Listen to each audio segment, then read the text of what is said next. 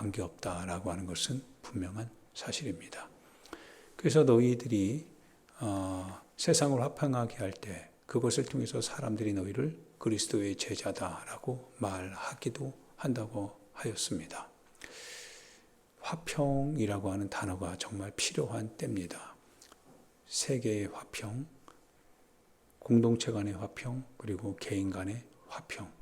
이 화평이 실은 주님의 뜻 안에서 우리가 마땅히 가지고 가야 될 어떤 방향, 그리고 목적이 아닌가 싶습니다. 그러나 결국에 마지막 때가 되면요, 역시 예수님께서 마태복음 24장, 마가복음 13장, 누가복음 21장에서 계속적으로, 그리고 제자들도 역시 마찬가지로요, 그들이 부단히 화평을 위하여 애쓰지만, 그러나 인간의 본성상 언제나 출애굽기의 그 사건은 계속 발생되는 거죠. 나뉘고 분리되고 정쟁과 다툼과 갈등과 고집과 아집과 그리고 굽히지 않는 것 같은 관계 안에서의 어떤 싸움들, 그것이 국가가 되었든 민족이 되었든 하나의 어떤 기관이 되었든 개인 간의 관계가 되었든 여튼 이런 일들은 계속적으로 사람이 사는 날 동안은 있어 옵니다. 그래서 난리와 난리 소문이 날 것이고 전쟁과 전쟁이 일어나게 되는 소문이 들리게 되는 거죠. 처처에서 흉흉한 소식들이 계속적으로 주님이 오시는 날까지 들린다라고 말씀을 하셨습니다. 우리는 거기에 대해서 두려워하거나 놀라지 말라고 하셨죠. 때는 임박했으나 그러나 주님이 오실 날이 그것을 통해서 확정짓는 것은 아니니까요. 그거는 단지 주님이 오실 때가 가까이 왔다라고 하는 징조이니까요. 그래서 징조를 보고 우리가 이제 한 해 어떤 무엇을 준비해야 되는지를 점검해 봐야 되는 거죠. 징조가 목적이 되면 안 되는 거죠. 징조는 목적이 다가오고 있다라고 하는 하나의 경고지요. 경고입니다. 그래서 그런 일이 일어나는 것을 보면 너희가 어떻게 행해야 되는지 그거를 살펴야 된다라고 예수님이 말씀하셨죠. 첫 번째는 무엇보다 우리가 주님 앞에서 누구인지를 확인해야 됩니다. 내 앞에 서 있는 주님이 아니라 주님 앞에 서 있는 나입니다. 그래서 내 앞에 서 있는 주님이라면 내가 주님을 마음대로 끌고 갈 수 있지요. 그런데 성경은 그러한 주님을 우리에게 얘기하지 않습니다. 성경은 주님 앞에 서 있는 우리 자신, 그래서 주님이 나를 끌고 갈 때 내가 순종하느냐 불순종하느냐의 이 관문이 우리에게 있는 거죠. 그래서 내가 그 손을 뿌리칠 수도 있고 그 손을 잡고 그분이 끌고 가시는 대로 갈 수 있는 거죠. 이것이 신앙이고 믿음이고 순종인 것이죠. 예수님 앞에 우리가 그렇게 이제 서 있는데요. 그러면 첫 번째 우리가 해야 될 건 주님 앞에 내가 누구인지를 알고, 그렇다면 주님 앞에 서 있는 내가 누구라고 하는 사실을 안다면 그러면 주님이 나를 어떻게 부르셨는가에 대한 그 소명을 확인해야 되죠. 이거는 주님의 날이 가까이 왔기 때문에 그런 겁니다. 주님이 무화과나무를요, 포도나무에 옮겨 심을 때는 주님이 돌 감람나무 같은 저희들을 참 감람나무 가지에 접붙였을 때는 주님의 뜻이 있는 거죠. 주님의 뜻이 있다라고 하는 것은 우리가 주님의 자녀입니다. 주님의 은혜로 말미암아 내가 구원을 받았습니다. 라고 하는 1절 그 너머에 2절이 있다라고 하는 사실입니다. 그것은 곧 내가 너를 부르신 이유에 대한 주님의 메시지라고 하는 거예요. 내가 너를 왜 불렀는지. 그래서 제자들을 예수님이 부르셨을 때 나를 따르라, 내가 너희를 사람 낚는 어부가 되게 하겠다라고 예수님이 말씀하셨습니다. 목적과 뜻이 있다라고 하는 거예요. 내게 있는 신앙을 가지고 내가 즐기는 것은 1절일 수 있습니다. 빛 가운데 내가 안도의 숨을 쉬고 평안을 누릴 수 있고, 그리고 여러 가지 내 육체와 내 삶의 미래의 안위를 도모할 수 있습니다. 그게 복입니다. 주님이 내게 주신 복입니다. 그런데 두 번째는 네가 네 이웃을 사랑해야 된다라고 하는 거예요. 내가 내 이웃을 향하여서 손을 펼쳐야 된다는 겁니다. 너가 하나님의 은혜 안에서 자유롭게 행동하는 반면 또 한편으로는 네가 네 손을 열어서 펼쳐서 네 수평적인 이웃과의 관계 안에서 너가 누구인지에 대하여서 나에게 확증해 가야 된다는 거예요. 뭘 확증해야 됩니까? 크리스찬이라고 하는 사실을 확증해야 되는 거죠. 내가 내 삶에 머무는 게 아니라 내 삶을 주신 하나님의 뜻을 위하여서 이것을 어떻게 부르신 자의 뜻에 맞게 사용하느냐. 그게 실은 우리의 삶의 목적이 되어야 되는 거죠. 그게 실은 우리의 삶의 책임입니다. 은혜가 하나님으로부터 오는 전적인 구원의 역사라면 그건 우리가 손댈 수가 없어요. 손댈 수 없죠. 주님이 하셔야 되는 거니까요. 우리가 우리 죄를 어떻게 해결합니까? 나는 죄인인데 죄인이 죄를 해결할 수 있는 방법이 없어요. 그래서 이 죄를 해결할 수 있는 오직 하나의 방법은 주님의 은혜밖에 없습니다. 그래서 주님만 해결할 수 있기 때문에 인간이 그 주님을 죽일 수밖에 없는 거예요. 그게 인간의 본성이니까요. 인간의 본성 앞에 죽임을 당하는 그 하나님이 그래서 우리의 본성을 주님의 자녀의 본성으로 바꾸실 수 있는 가능성을 열어주신 겁니다. 그래 그것이 은혜인 거죠. 전적인 하나님의 은혜, 그것이 바로 에베소서 2장에 나오는 말씀입니다. 너희가 믿음으로 구원을 받았느니라 말씀을 하시는 거죠. 그래서 믿음으로 단지 바라봄으로 하나님의 은혜가 우리 가운데 있습니다. 이는 너희가 누구든지 그리스도 앞에서 너희 행위로 자랑하지 못하게 하려 함이니라. 구원을 얻는 데 있어서요, 하나님의 은혜를 우리가 취하는 데 있어서 누구도 잘난 척해서 안 된다는 거예요. 잘난 사람 하나도 없다는 겁니다. 다 그만한 인생이요, 다 아담과 똑같은 그 사람들일 뿐이다라고 하는 거예요. 누가 신앙을 잘하고 있느니 못하고 있느니 그 기준이 없다라고 하는 거예요. 다 그만한 인생들이 뭘 그렇게 죽이고 살리고 뜯고 뭐 그러냐 이거예요. 그럴 이유 없다 이거예요. 다 그만한 인생이 은혜를 필요로 하는 인생이요. 그래서 그 은혜를 하나님이 주셨다라고 하는 거예요. 그 은혜를 너희들이 다만 믿음으로 하나님께서 행하신 거죠. 하나님께서 행하신 그 사건을 다만 내가 바라보는 거예요. 바라보는 거죠. 그리고 받아들이는 겁니다. 그래서 영접하는 자 곧 그 이름, 그분이 하나님의 아들이신데 하나님의 아들이 피쏟아 죽임 당하는 그거를 뭡니까? 영접하는 겁니다. 비참함을 영접하는 거예요. 영접하는 자 곧 그 이름을 믿는 자에게는 하나님의 자녀가 되는, 그래서 권세가 주어지는 겁니다. 신분이 바뀐다는 거예요.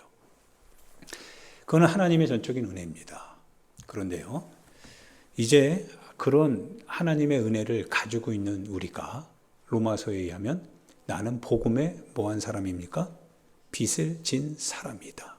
빚을 갚아야 되잖아요. 우리는 빚 갚아야 될 사람들입니다. 그래서 그 빚은 뭐예요?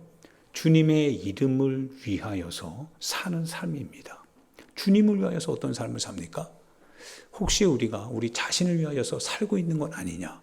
신앙생활도 마찬가지죠. 나를 위하여서. 실은 이 관점을 바꿔야 되는 거예요. 나를 위해서가 아니라 뭡니까? 첫 번째는 주를 위해서, 두 번째는 이웃을 위해서, 마지막이 바로 나죠. 그 조이라고 하는 단어 알잖아요. 조이. 하나는 J는 뭐예요? 지저스. O는 others. 즉 다른 사람들. 마지막이 뭐예요? Y가 너, 너다 이거예요.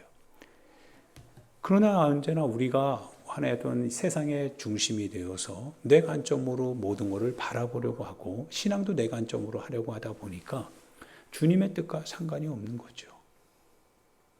이웃에 대하여서 관심을 두지 않는 거죠. 그러나 하나님이 우리에게 주신 그 은혜, 바로 그 은혜를 나는 받고 사는 사람이다. 내가 누굽니까? 하나님의 은혜를 받고 사는 사람이다. 이거 첫 번째 우리가 가져야 될 마지막 재림 앞에서의 우리의 깨달음입니다. 두 번째는 말씀드렸듯이, 그러면 내가 주님으로부터 부름을 받았다면 부르신 자의 뜻이 있을 텐데 나는 그 뜻을 행하고 있느냐라고 하는 겁니다. 이게 내 이웃을 내 몸과 같이 사랑해야 되는 것이다 라고 하는 뜻이죠. 주님의 이웃들을 사랑하고 계십니까? 여러분의 이웃들을 돌아보고 계십니까? 살피고 계십니까? 하나님의 사랑이라고 하는 단어가 싸구려 단어로 전락할 수 있는 위기가 항상 우리 주변에 도사리고 있습니다. 하나님의 사랑, 즉 내게 부여되는 하나님의 사랑은 가장 거룩하고 고상합니다. 그런데 가장 고상한 그리스도의 사랑을 얻기 위해서 사도 바울 선생님이 말하기를 나는 내 모든 것을 배설물로 여기는 것은 내가 그리스도를 얻고 그 이름이 내게 가장 고상하기 때문이다 라고 표현을 합니다. 그 이름을 얻는 가치가요, 나를 버리는 것이더라 이거죠. 그게 사랑의 값비쌈이죠. 비싸게 하는 거죠. 그분의 명예를 드러내는 거죠. 하나님의 은혜, 하나님의 사랑을 우리가 가졌다라고 말하지만 그러나 정작 우리가 그 사랑을 말하면서 내 수평적 관계를 돌아볼 수 없다고 한다면 내 수평적 관계에서 일어나는 일들에 대하여서 내가 책임을 갖고 참여하지 않는다고 한다면 그거는 십자가, 즉 오직 하나로만 서 있는 십자가죠. 주님 벌린 두 팔은 관계없는 거죠. 그러면 반드시 두 팔을 벌리려면 못은 어디에 박혀야 돼요? 이 팔에 박히는 거거든요. 그래서 내가 팔을 내릴 수 없고 못이 박히니까 꼼짝달싹 못하잖아요.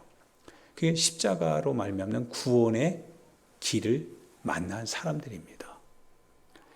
하고 싶은 거 다 하는 게 아니죠. 취하고 싶은 거 다 취하는 거 아니죠. 누리고 싶은 거 다 누릴 수 있는 게 아니죠. 못이 박혔기 때문에 그런 거예요. 여러분 한번 이렇게 손 한번 펼쳐볼까요? 이렇게 펼쳐보세요. 그리고 혹시 그 손에 못 자국이 있는지 한번 보시기 바랍니다. 우리는 그리스도의 십자가 위에 그분과 함께 십자가에 못 박힌 바 되었다고 했죠. 그분과 함께 못 박힌 바 되었다고 했습니다. 혹시 이게 실은 펼쳐져 있고 못이 박혀야 되는 건데 혹시 이렇게 웅크리고 사는 사람 혹시 없는가? 이것도 참 하나님의 사랑에 대해서 한번 고심해 봐야 될 사람이고 문제가 되는 거죠. 펼쳐 가시길 부탁드립니다. 주님의 시간이 가까이 왔기 때문에 그래요. 주님이 우리를 부르신 목적은 부르신 분은 하나님이시고 하나님이 부르실 수 있는 권한이 계시고 그분이 전적인 그분의 은혜로 우리를 건져주시는 거, 그건 주님이 하셨습니다. 그래서 여러분이 크리스찬이고 나는 천국에 갈 수 있습니다라고 말하는 거 자신 있게 말해도 되는데, 근데 천국 문에 딱 열고 들어가려면 결산을 해야 된다는 거예요. 부르신 자의 뜻이 있다라는 거예요. 그래서 예복을 갖추고 예복을 입고 주님의 성전에 들어가야 된다라는 뜻입니다. 마구잡이로 그냥 하는 게 아니다라는 거예요. 질서 없이 사는 게 아니다라는 거예요. 질서 잡힌 크리스찬의 삶을 살아야 된다는 겁니다. 그 질서는 뭐가 그 질서를 유지합니까? 바로 사랑이 유지하고 있다는 거예요. 사랑입니다. 사랑. 덮어주는 사랑, 감싸주는 사랑, 이해하는 사랑, 그리고 함께 할 수 있는 사랑. 들추어내고 비판하고 비난하고 그런 사랑이 아니라, 나라가 나라마다 계속 이게 뭔가 이렇게 하잖아요. 이런 걸 볼 때마다 갈등이죠. 나라와 나라의 갈등, 민족과 민족과의 갈등. 근데 그게 다 뭐 때문에 그러냐면 이권 때문에 그렇습니다. 이권. 그래서 결국은 못이 박혀야 되는 거죠. 우리의 양팔이 못이 박혀야 됩니다. 예수님께서요, 눈 멀고 못 듣게 하는 귀신, 그렇죠?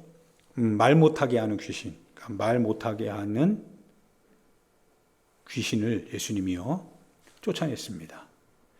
그래서 사람이 말하게 됐습니다. 예, 주님은 말하게 하시는 분이세요. 할렐루야. 주님은요, 여러분 우리의 삶을 말하게 하는 거죠. 특이 하시는 분입니다. 근데 이걸 좀 잘 기억하셔야 돼요. 그분은 그렇게 하시는 분인데 우리는 그렇게 하시는 주님과 반대로 가면 이것도 안 됩니다. 안 되죠? 주님은 우리를 자유케 하시고 우리를 해방하게 하시고 우리로 하여금요 상승 곡선을 타게 만드시는 하나님이십니다. 그분이 그걸 하신다는 거예요. 그분이 자유로운 사람을 꽉 얽어맨 적 없죠. 오히려 얽어매여 있는 사람을 풀어 살리시는 분이 주님이십니다. 그분이 주님이세요. 우리가 믿는 주님이십니다. 그래서 우리가 주님을 만날 때마다 어떤 마음을 갖게 돼요? 해방을 갖게 돼요. 그 주님을 만날 때마다요 얼굴이 환해지죠. 우리 마음에 빛이 생기고 우리의 삶에 더 이상 걱정, 염려, 근심이 실은 성령이 우리 마음에 임재할 때는 걱정, 근심, 염려가 없죠. 확신과 담대함과 믿음이 있으니까요. 그런데 내가 성령의 인도함을 받지 못할 때는요 근심과 염려와 걱정이 나를 올가매죠. 올가맵니다. 기도할 때도 묶여있는 기도는요 자꾸 불안하게 만들지만 기도가 주님의 은혜 안에서 이끌림을 받으면 뭡니까? 힘이 나게 하죠. 생동케 하더라 이거예요. 이게 주님이십니다. 여러분과 나는 그래서 주님 안에서 자신감 있게 살 수 있는 권한이 있다라는 거예요. 웅크리지 말라는 거예요. 자부심을 가지고 주님을 그래서 찬양하라고 하는 거예요. 주님을 찬양해라 이거예요. 주님을 높이라 이거예요. 주님을 높이고 주님께 영광을 돌리고 주님께 감사하고. 그러나 마귀 사단 귀신은 어떻습니까? 우리로 하여금 끊임없이 우리를 누르고 우리를 억압하고 제재하고 마치 감옥에 갇힌 새처럼 날아도 날 수 없는 것처럼. 근데 주님은 새 장을 갖고 우리를 가두는 게 아니라 주님은 새 장을 철거시켜서 우리를 끌어내시거든요. 그렇기 때문에 우리가 하나님 앞에 감사하고요. 우리의 입술이 하나님을 찬양하는 거죠. 우리의 입술이 하나님의 이름을 높이는 거죠. 그래서 두 말이 나올 수가 없다는 거예요. 입에서. 불평이 찬송과 함께 할 수 없다는 거예요. 할렐루야. 이것이 바로 이제 주의 제자들이 예수님을 말할 때, 증거할 때 그들이 가지고 있었던 신앙 고백입니다. 주님을 찬양합시다. 주님을 높여드립시다. 주님을 영화롭게 해드립시다. 그게 주님이 원하시는 열매 아닌가요? 열매죠. 그래서 예수님께서요, 말 못하는 귀신, 이놈이 들어가니까 말을 못하게 만들어요. 입을 꽉 다물게 만들고, 손을 웅크리게 만들고, 마음을 좁게 만들고, 아주 정말 약삽하게 만들죠. 이놈이 그 짓을 해요, 자꾸. 그러니까 여기에 갇혀있는 사람은요, 맨날 귀신에 끌려다니는 거예요. 자기만 알게 되고요, 자기 사정만 생각하게 되고요. 근데 주님이 오신 것 같아요. 그 사정을 열어주죠? 그 사정을 열어주잖아요. 보게 하죠. 듣게 하죠. 움직이게 하죠. 증거하게 하죠. 주님이 없을 때는 묶여있죠. 갇혀있죠. 그래서 사울, 바울과 실라를 감옥에 가둘 때요. 마귀가 가둘 수는 있었겠죠. 그런데요. 주님이 열시더라 이거예요. 왜 그들이 뭐합니까? 몸은 갇혀도 그 영혼을, 그 신앙을 가둘 수는 없더라 이거예요. 그래서 거기서 찬양하고 기도하니까 옥문이 열리더라 이거예요. 우리의 삶에도 마찬가지입니다. 불안함과 염려와 걱정과 근심을 일으키는 사건이 우리 가운데 다가올 때 그것을 우리 스스로 감옥을 만드는 경우가 있어요. 감옥같이. 그래서 그 안에 갇혀서 고통하는. 근데 실은 주님은 그렇게 고통하라고 하신 분이 아니거든요. 염려하지 말라고 하시는 분이죠. 그러면서 그 가운데서 찬양하고 기도하고 그래서 그 옥토가 주님의 손에 의해서 열리게 되는 이게 바로 크리스찬의 믿음이죠. 믿음입니다. 예, 귀신을 쫓아냈습니다. 그래서 말하기 시작합니다. 쫓아내니까 말하죠. 막 말하기 시작해요. 할렐루야. 말하기 시작하는 거예요. 예수님을 왜 말 못합니까? 예수님을 말해야죠. 나 예배 드리러 갑니다. 나 예배 드리고 있습니다. 나 예배 드리는 예수쟁이입니다. 당신도 예배 드리시기 바랍니다. 당신도 예수 믿으시기 바랍니다. 입술을 열어야 되잖아요. 이걸 말해야 되잖아요. 세상이 근데 말 못하게 하죠. 자꾸 가둡니다. 말하지 마라. 말을 못하게 만들고 삶 속에서 예수 증거하지 못하게 만들고 너도 네 삶은 너에게 해당되니까 네가 책임져야 될 거니까 그 책임 앞에서 너는 어떻든 간에 너 자신의 삶을 잘 구축해가라. 마귀 역사라고 한다면 아니다라고 하는 거예요. 가난해도 많은 사람을 이롭게 하는 사람이 있다. 가난해도 널리 베푸는 사람이 있다라고 하는 것을 기억하게 하면서 주님은 열어가게 만드시더라 이거예요.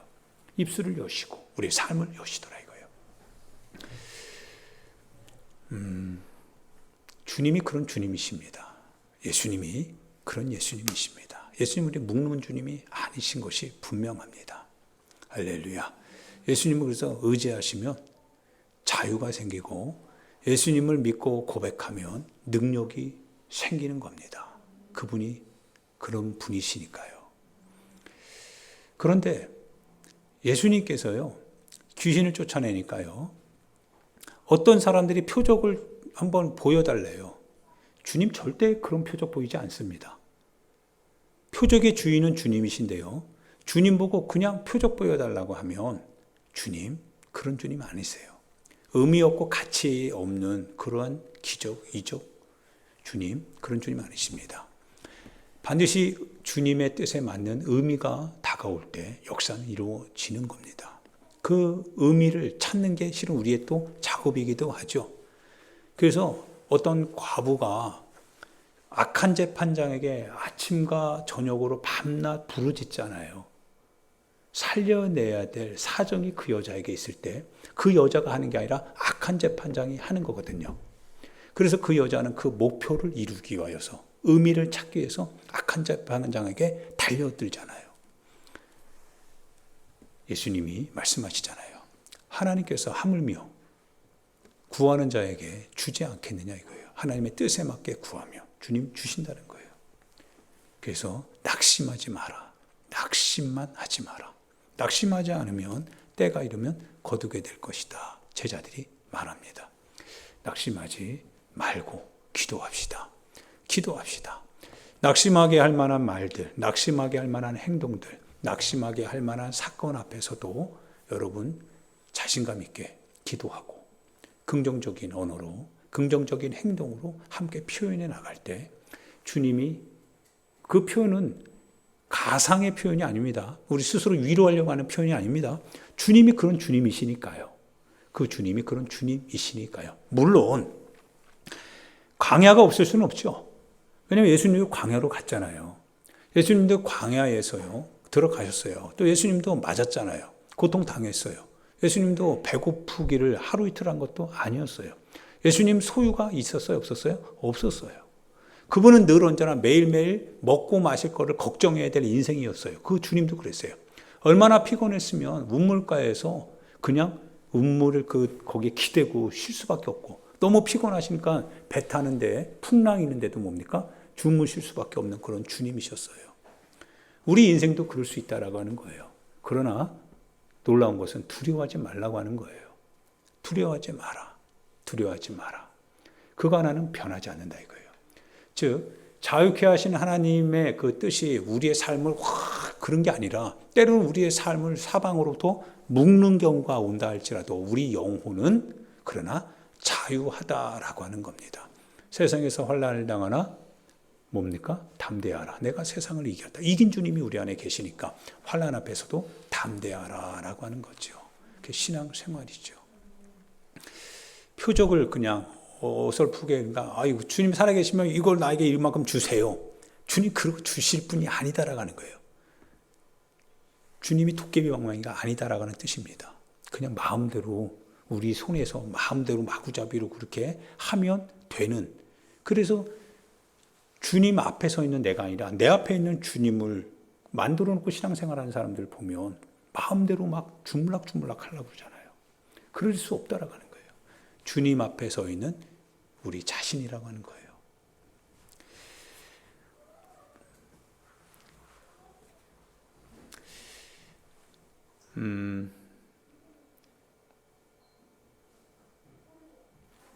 그런데 여러분 하나 이제 놀랍고 참 재미있는 진리가 이제 예수님으로부터 말씀되어집니다.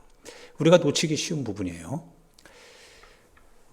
책임의 문제인데요. 예수님께서요, 이제 귀신을 쫓아냈잖아요. 그러니까 바리새인들이 이제 모순적인 질문을 해요. 뭐냐면 바알세불, 즉 귀신들의 왕이 이제 바알세불이라고 이제 우리가 일컬어지고 있는데요. 많은 귀신들인데 말 못하는 귀신들을 명할 수 있는 것은 바알세불이다. 그러니까 예수가 바알세불을 힘입어서 귀신을 쫓아낸다는 거예요. 근데 예수님이 이렇게 반문을 하는 겁니다. 뭐라고 합니까? 야, 귀신이 자기 집을 자기가 스스로 무너뜨릴 수 있냐 이거예요. 스스로.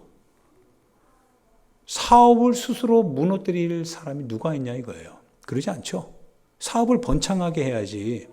사업을 도산내게 할 만한 그건 나쁜 놈이죠. 그럴 사람 누가 있냐 이거예요. 그래서 실은 여러분 교회가 교회를 향해서 막 그러면 안 됩니다. 우리 얼굴에 침 뺏깁니다. 이거는 마귀적인 것이고 이거는 정말 바알세불의 것 같은 하나의 뭐예요? 일들입니다. 주님의 뜻은요, 교회를 세워갑니다. 교회를요, 화목하게 하고 화평하게 하고 세워가겠지요. 형통하게 해 나가겠지요. 그래서 절대로 여러분들 예전에 항상 제가 말씀드렸듯이 절대로 어떤 기독교가 욕먹을 일이 있다 할지라도 욕하지 말라고 했습니다. 그거 하나님께 맡기라 이거예요. 왜 여러분의 손에 감당하지 못할 피를 묻히냐 이거예요. 그러지는 안 된다라는 거예요. 하나님이 하실 일이다 이거예요. 하나님의 몸에 대해서 여러분이 간섭해서는 안 된다라는 거예요. 여러분이 해야 될 건 뭐예요? 세우고 일으키고 축복하고 찬양하고 그러면서 팔을 열어야 된다는 거예요. 여러분의 손을 열어서 못을 박혀야 된다는 거예요. 그것이 우리가 해야 될 사랑이라고 하는 거예요. 그런데 이 바리새인들이요, 오해한 거예요. 예수님이요, 귀신을 쫓아내니까 귀신이 귀신을 쫓아낸대요. 주님의 나라는 절대 그러지 않습니다. 교회를 그렇게 뿌리 뽑는 주님 아니시다라는 거예요. 주님이 항상 세워가시는 주님이십니다. 예, 그렇게 됐습니다. 그러면서 또 하나 예수님 또 얘기합니다. 그러면 또 한번 얘기해 보자. 너희들의 자녀들이 지금 귀신을 쫓아내는 자녀들이 있나 봐요. 즉 퇴마사들이 있잖아요. 퇴마사들.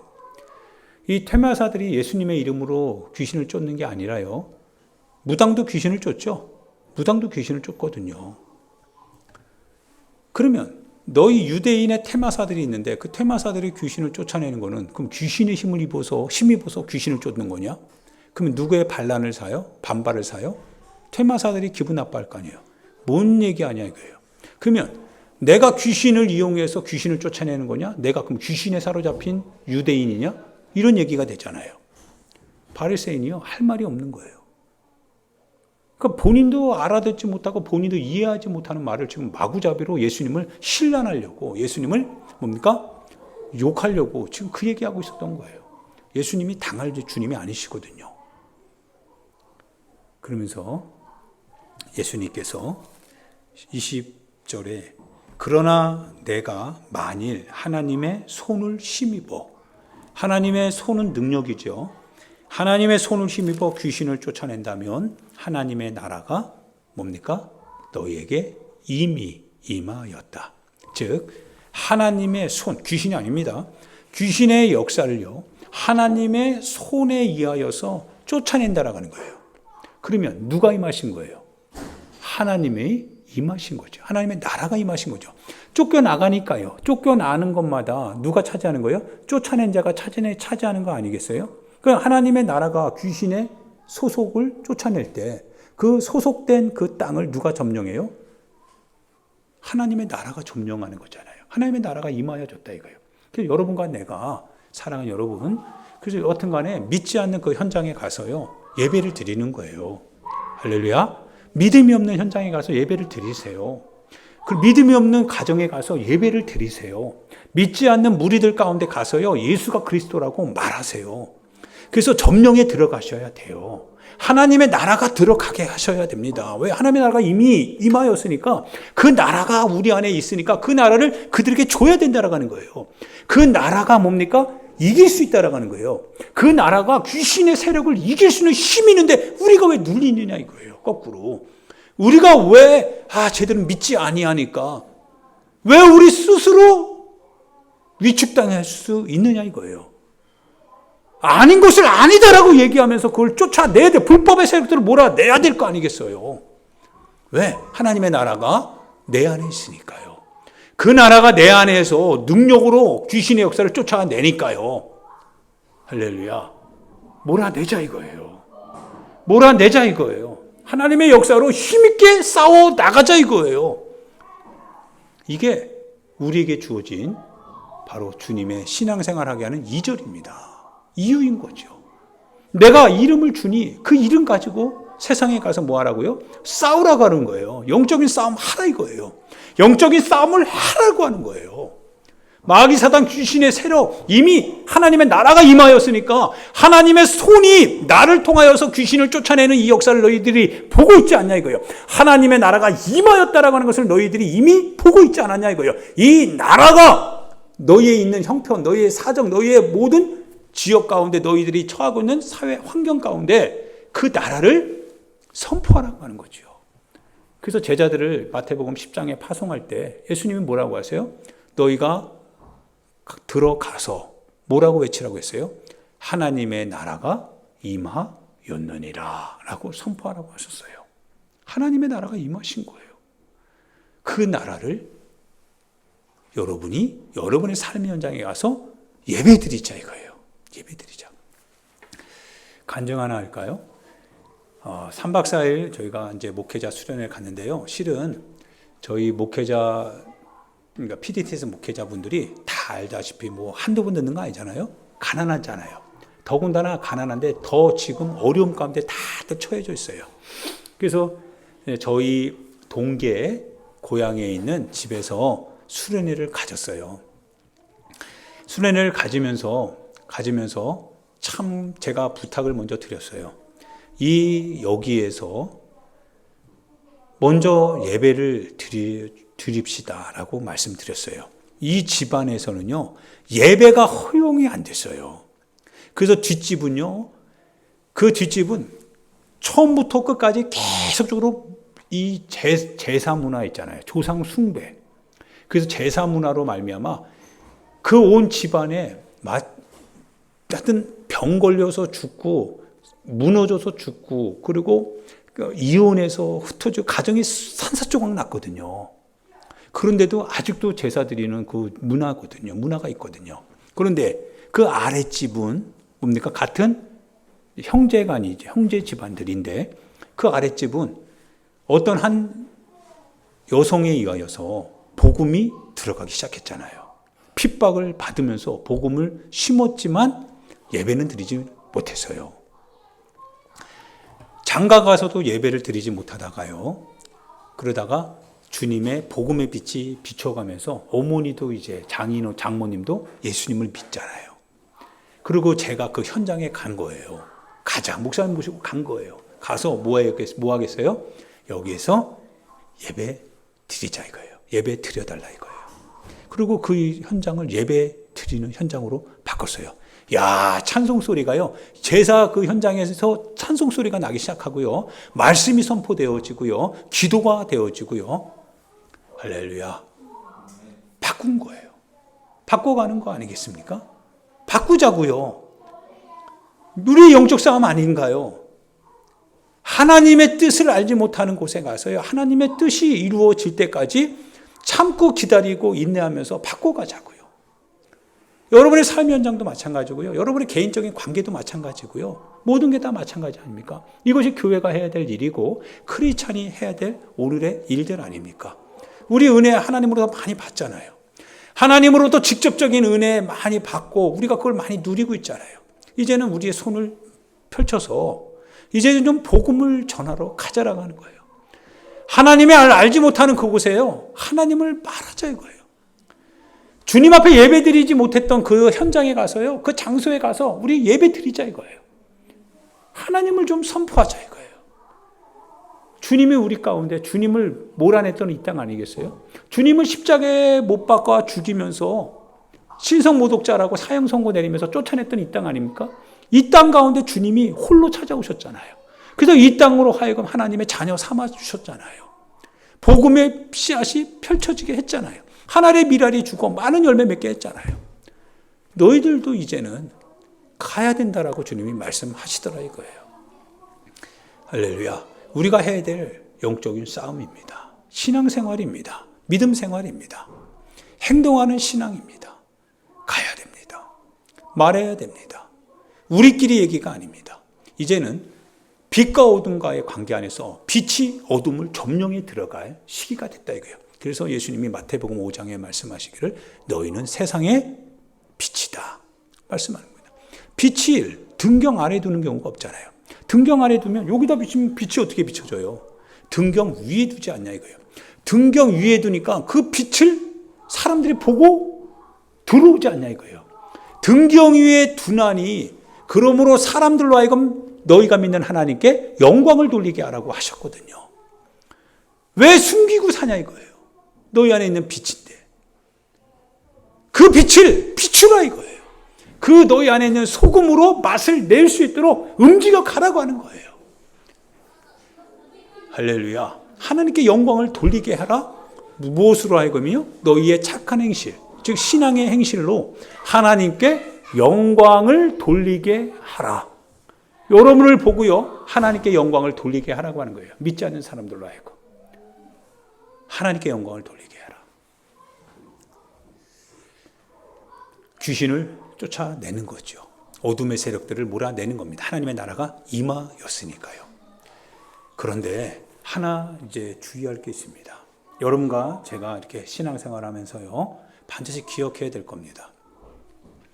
첫 번째, 은혜로 말미암아 구원을 받는다라고 하는 사실에 대해서 이제 여러분과 나는 확실합니다. 그런데 두 번째, 이제 어둠이 분명히 여러분이 주님을 믿고 주님을 확신하고 주님의 일을 하기 시작하는 순간부터요, 어둠은 쫓겨나갈 수밖에 없습니다. 방법이 없어요. 주님이 명령하면 나가야 됩니다.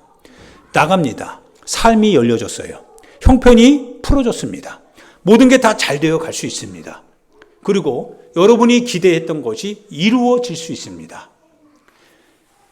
소경거지 바디메오가요, 주님을 불렀습니다.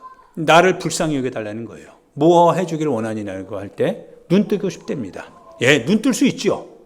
여러분 예수님을 믿어서 눈 뜰 수 있잖아요. 사랑을 받을 수 있잖아요. 능력을 힘입을 수 있잖아요. 그런데 떠난 귀신이요, 절대로 자기가 나온 집을 잊지 않는다라는 거예요.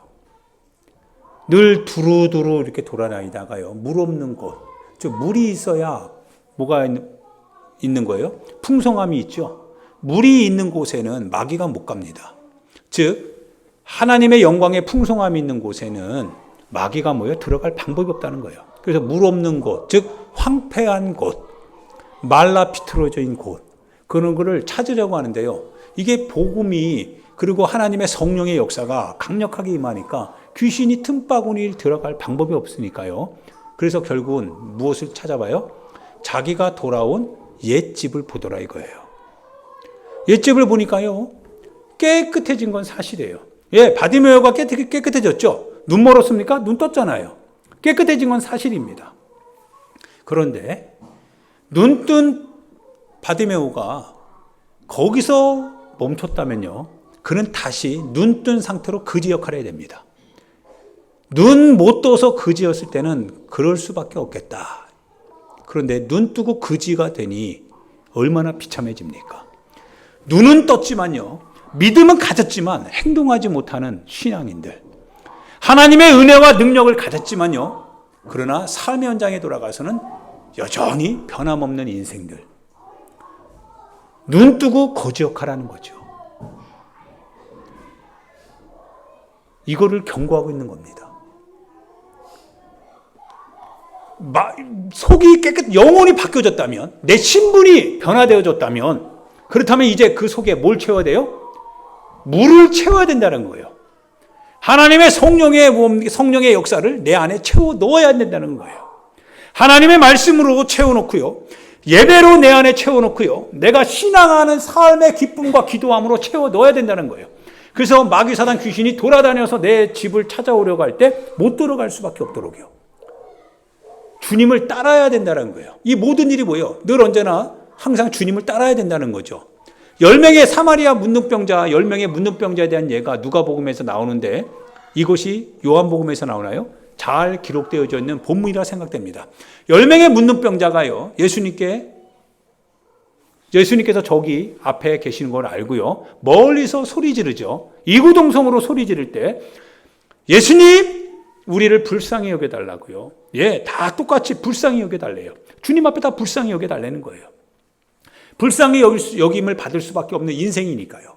그래서 주님이 불쌍히 여겨주세요. 너희의 몸을 제사장에게 보이래요. 제사장에게 가렵니다. 그래서 그 말씀을 의지해서 제사장에게 가는데, 제사장에게 간다라고 하는 뜻은 레위기 13장 이하에 보면 자기 몸이 문둥병이 있는지 없는지를 점검해 달라고 하는 뜻이에요.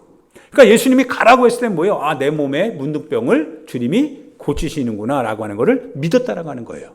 그래서 제사장에게 가면 문둥병이 끝났다라고 하는 것을 선언만 받으면 자유해지니까요. 예, 갈 수 있습니다. 그리고 자유하게 됩니다. 병에서 놓입니다. 불쌍한 문제가 해결이 됩니다. 해결돼요. 은혜 받았어요. 능력 받았어요. 여의 삶이 편해졌습니다. 우리가 원하던 기도 제목도 이루어졌어요. 내가 원하던 바가 드디어 성취가 됩니다. 깨끗해졌습니다. 그런데 9명은요, 주님께로 안 갑니다. 주님과 함께 하지 않아요. 누구만 함께 합니까? 은혜를 받은 10명이 단 한 명만 주님과 함께 하더라 이거예요. 주님이 너무 안타까워하세요. 나머지 9명은 뭐예요? 다만 문둥병만 나은 거예요. 하나님의 은혜만 받은 거예요. 하나님의 역사를 몸에 체득을 했지만 그러나 주님과 함께 모질 않는 거예요. 주님과 함께 동행하지 않는 겁니다. 왜요? 왜 그렇습니까? 이유는 분명하겠죠. 주님과 함께 하려면 손 벌려야 되거든요. 못 박혀야 되거든요. 그게 실은 그리스도와 동행하는 크리스찬의 삶이니까요. 이게 만만치 않거든요. 그리고 그 일을 감당하기보다는 뭐가 앞서는 거예요? 자기의 원하는 게 앞서잖아요. 이거를 제동 걸 수 있는 브레이크가 없는 거죠. 그래서 그들이 자신의 삶으로 가는 겁니다. 사랑하는 여러분, 하나님의 은혜를 여러분과 내가 받았습니다. 하나님의 이름, 주님의 이름을 가지고 우리가 기도하면, 그리고 우리가 의미를 갖고 사정이 있어서 주님 앞에 기도하면 주님이 약속하신 대로 거짓말하지 못하시는 주님이요, 응답해 주시죠. 반드시 응답해 주십니다. 그런데 이제는 우리의 책임 문제가 있어요. 응답을 받았습니다. 예, 주님이 여러분 살려주셨습니다. 문제 해결해 주셨습니다. 그러고 나서는 여러분 어떻게 하시는 겁니까? 여러분의 길을 가는 겁니까? 주님의 길을 가야 되는 겁니까? 여러분의 길을 가는 겁니까? 여러분이 선택하고 여러분이 원하시는 것을 해야 되는 겁니까? 아니면 주님이 원하시는 것을 위해서 여러분이 주님 앞에 서야 되는 겁니까? 이 질문에 여러분과 내가 대답해야 된다는 겁니다. 주님과 함께 모아야 되는 겁니까? 아니면 내가 나를 위해서 모아야 되는 겁니까? 주님의 뜻 없이요, 우리가 살아가도 되는 겁니까? 주님이 원하지 않는 것을 우리가 확인하지 않은 채 그것이 우리가 원한다고 해서 우리 그거 선택할 수 있는 겁니까? 그럴 수 없잖아요. 사울이요, 합리적인 얘기를 합니다. 아말렉과의 싸움에서 분명히 다 죽이라고 했습니다. 그런데 사울이요, 이렇게 보다 보니까 자기 눈에 좋게 보이는 게 있거든요. 좋게 보이는 게 있었죠. 정말 좋아 보이는 거를 취했습니다. 그러면서 뭐라고 얘기하냐면, 주님 앞에 이 좋은 것들이면 더 좋을 것 같아서 이렇게 구별해 놨대요. 너무 치사하고 너무 비루한 변명이죠. 사무엘이 뭐라고 합니까? 주님의 말씀을 청종하는 것보다 주님이 이까지 재물 더 원하시겠느냐 이거예요. 당신의 생각으로 주님의 뜻을 어기지 말라고 하는 거예요. 주님이 말씀하실 때는 주님의 인격이 있다는 거예요. 주님이 그렇게 하고 싶어하는 주님의 뜻이 있는데 왜 당신이 하고 싶어 하는 것을 위해서 주님의 뜻을 외면하고 왜 변명하느냐 이거예요. 그러지 말라고 하는 거예요. 왜 하나님의 말씀을 버리느냐 이거예요. 그래서는 안 되지 않냐 이거예요. 이제 우리가 하나님 안에서 은혜를 받았습니다. 그러면 주님이 우리 가운데 원하시는 바가 무엇인지를 곰곰이 생각해 보고요. 주의 뜻과 함께 동행하고 주님의 뜻과 여러분의 자신의 가야 될 방향이 다르다면 수정하고 조정하여서 주님의 뜻과 일치된 그 같은 방향을 따라 살아가기를 부탁드립니다. 그게 이제 여러분과 내가 해야 될 그 같은 이제 사명이요 신앙의 책임입니다. 전쟁을 이렇게 보면서요, 북한과 연관되더라고요. 정말 북한에서 말 그대로요, 패트리엇 미사일이 아무리 있다고 해도 만약 정말 버튼 하나 예를 들어 실수로 눌러도요, 그 중에 한 발만 떨어져도요, 우리나라 남한은 적잖아요. 숨을 데가 없어요. 그러면 죽는 거는 고사하고 내 영혼이 주님 앞에 설 준비가 안 돼 있다면 이것만큼 두려운 건 없잖아요. 차일피일 미루다가 내 사정, 내 변명, 내 여건 미루다가 정말 말 그대로 알지 못하는 시각에 주님이 오실 시각이 가까이 와서 그래서 이 땅에 전쟁이라도 벌어진다면 모든 건 다 일순간에 끝나는 거거든요. 그러면 우리는 이제 주님 앞에 서는 거죠. 어떻게 설 겁니까? 이제 우리가 어떻게 서야 되냐 이거죠. 주님의 뜻이, 주님의 의지가 여러분을 부르실 때, 우리를 보내실 때, 그분이 무화과나무를 포도나무에 심었을 때, 포도농장에 심었을 때, 돌감람나무 같은 우리를 참 감람나무 그 가지에 접붙였을 때, 목적하신 바가 있었을 텐데, 우리가 그거를 간과하고 놓치고 살다가 끝내는 주님 앞에 서게 되는 날, 마치 혹시 다섯 처녀와 같이 이제 깨달았습니다. 내가 돌아가서 빨리 기름을 모으겠습니다. 그러면 천국문은 닫히거든요. 어떻게 살 것인가에 대해서 우리가 한번 신중하게 우리 자신에게 물음을 던져봐야 되지 않을까 싶습니다. 할렐루야.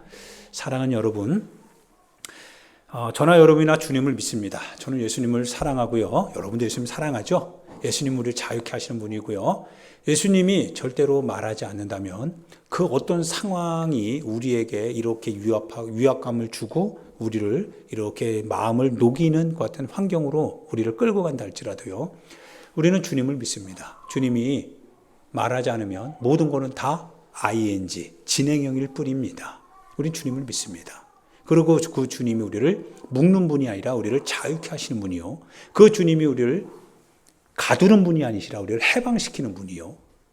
우리를 고통하게 하는 분이 아니라 우리의 고통을 통하여서 하나님의 은혜를 알게 하시는 분이라고 하는 사실을 믿습니다. 그 주님이 예수님이라고 하는 걸 나는 믿습니다. 여러분도 믿을 겁니다. 그리고 그 주님이 우리에게 무엇을 말씀하셨는지 이제 여러분과 제가 생각해 볼 시간들입니다. 시간이 정말 가까이 다가오고 있습니다. 무엇을 하며 사는 인생인가? 하나님의 은혜를 말하고 하나님의 사랑을 말하는 내가 과연 그 사랑과 그 은혜 앞에 나는 어떠한 사람으로 살아가고 있는가? 이 질문에 대해서 여러분과 제가 한번 진중하게 생각해 보고 우리의 시간을, 세월을 좀 아꼈으면 좋겠습니다. 세월을 아껴서 주님을 알지 못하는 곳에, 주님을 알지 못하는 사람을 향하여서, 주님을 알지 못하는 어떠한 곳을 향하여서 여러분과 내가 힘있게 나아갈 수 있기를 예수님의 이름으로 축원드립니다. 이 시간 우리 같이 하나님 앞에 기도하도록 하겠습니다. 사랑하는 성도 여러분, 여러분과 제가 무엇인가 우리 손에 쟁기를 주님이 주셨는데 쟁기를 가지고 내 삶으로 돌아가는 게 아니라 주님의 밭으로 들어가야 됩니다. 주님의 밭으로 가서요, 우리가 쟁기로 주님이 우리에게 맡겨주신 일을 일구어 가야 됩니다. 밭을 일구셔야 됩니다. 여러분에게 할당된 밭을 일구어 가시길 바랍니다. 그리고 그곳에 씨를 뿌리고 열매를 맺어 가야 됩니다. 다른 어떤 것들은 우선 해야 될 일들이 아닙니다. 그거는 나중에 하시고 주님의 일을 생각하십시오. 여러분을 신앙의 현장으로, 구원의 현장으로, 하나님의 나라의 현장으로 부르신 그 주님의 뜻이 무엇인지를 곰곰이 묻고, 그리고 여러분 자신의 삶에 대해서 던지고, 그리고 결단하여서 행동으로 여러분이 열매를 맺어갈 수 있게 해달라고요. 이 시간 우리 주여 한번 부르고 하나님 앞에 기도하도록 하겠습니다.